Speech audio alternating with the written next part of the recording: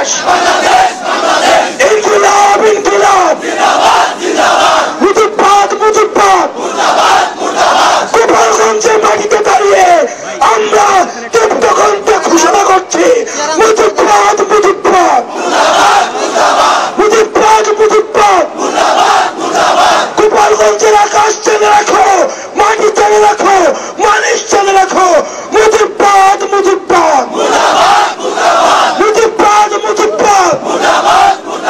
কোথায় কোথায় বাংলা ছাড়, এই দেশ আমার দেশ, আমার দেশ তোমার দেশ, এই দেশ আমার দেশ। আমাদের এখানে যারা আইন শৃঙ্খলায় নিয়োজিত আছেন আপনাদেরকে একটি আহ্বান জানাই, আপনারা বাংলাদেশের আইন শৃঙ্খলা রক্ষাকারী বাহিনী হয়ে উঠুন। আমাদের যে নাগরিক হিসেবে অধিকার, রাজনৈতিক দল হিসেবে অধিকার, আমাদের সভা সমাবেশ করার অধিকার, এই অধিকার আপনাদেরকে নিরাপত্তা বিধান করতে হবে। এ পর্যায়ে আপনাদের সামনে বক্তব্য রাখবেন আমাদের এই জুলাই পদযাত্রা বাস্তবায়ন কমিটির সদস্য সচিব, জাতীয় নাগরিক পার্টি এনসিপির বিপ্লবী যুগ্ম আহ্বায়ক অনিক রয়। অনিক রয়। বন্ধুগণ, আপনারা জানেন প্রায় 2000-এর মতো নিহত শহীদের রক্তের উপর দাঁড়িয়ে গত জুলাই মাসে বাংলাদেশে অভ্যুত্থান সংগঠিত হয়েছিল।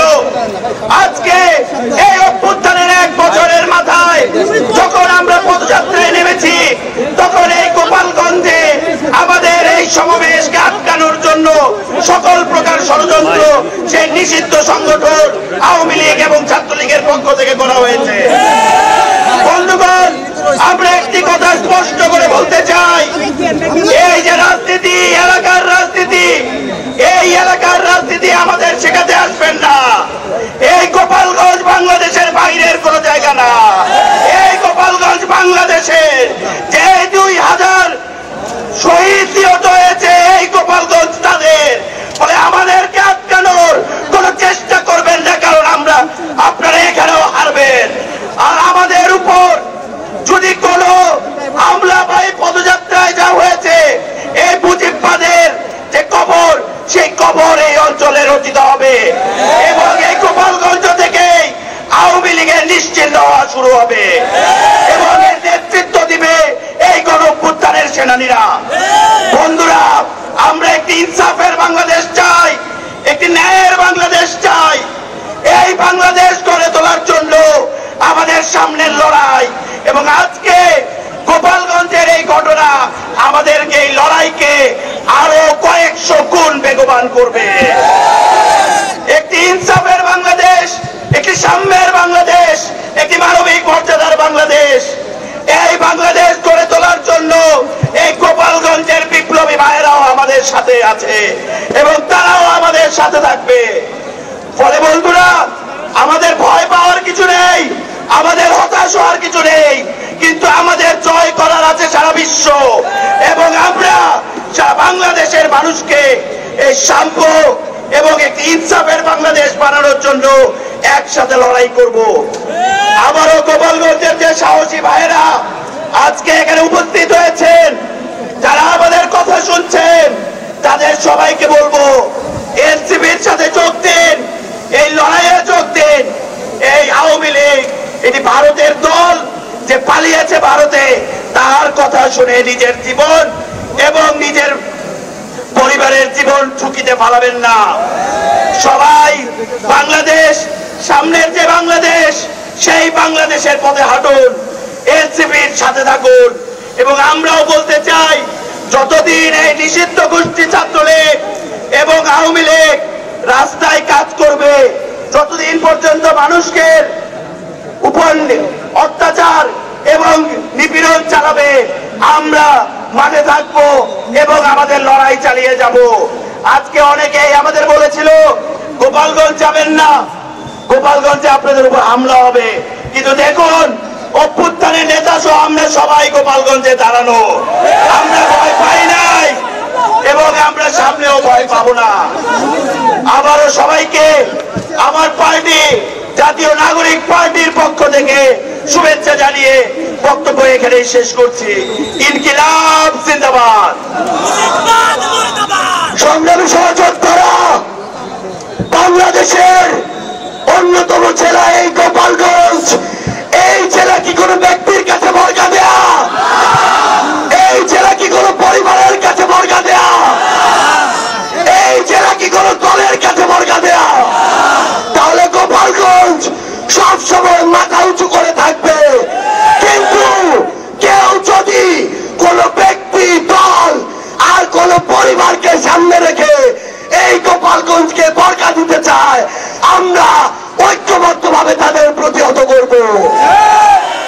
সংগ্রামী সহযোদ্ধারা, এই পর্যায়ে আপনাদের সামনে বক্তব্য রাখবেন গোপালগঞ্জ জেলা এনসিপির প্রধান সমন্বয়কারী, জাতীয় নাগরিক পার্টি এনসিপির কেন্দ্রীয় আহ্বায়ক কমিটির সদস্য আরিফুল দারিয়া।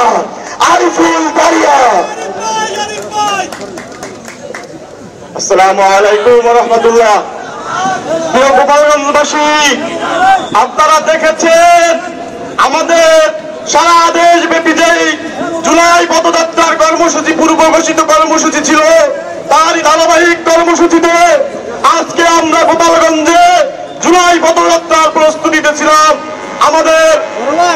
আমাদের কর্মসূচি ঘোষণার পর থেকে এই পর্যন্ত পতিত স্বৈরাচার এবং তাদের দোসর এবং তাদের সাথে যারা আঘাত করে রাজনীতি করে, তারা আমাদেরকে বারবার রক্তচক্ষু দেখিয়ে ভয় দেখিয়ে এই প্রোগ্রাম বানচাল করার চেষ্টা করেছে।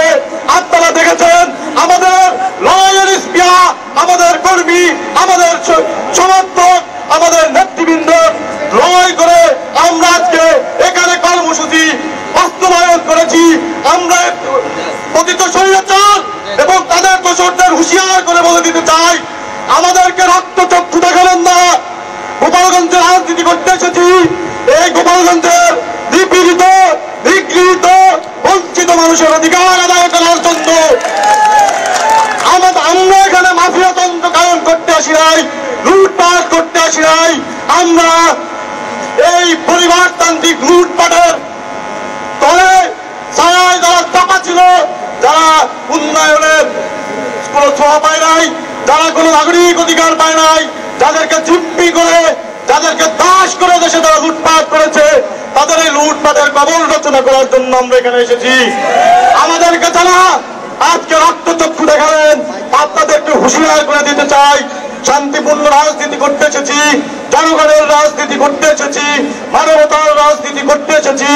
যদি আপনারা আমাদের এই রাজনীতি, আমাদের এই অগ্রযাত্রা, আমাদের এই সাংগঠনিক কার্যক্রমে বারবার এভাবে ব্যত্যয় ঘটাতে থাকেন, এর উপযুক্ত জবাব দেওয়া হবে ইনশাল্লাহ।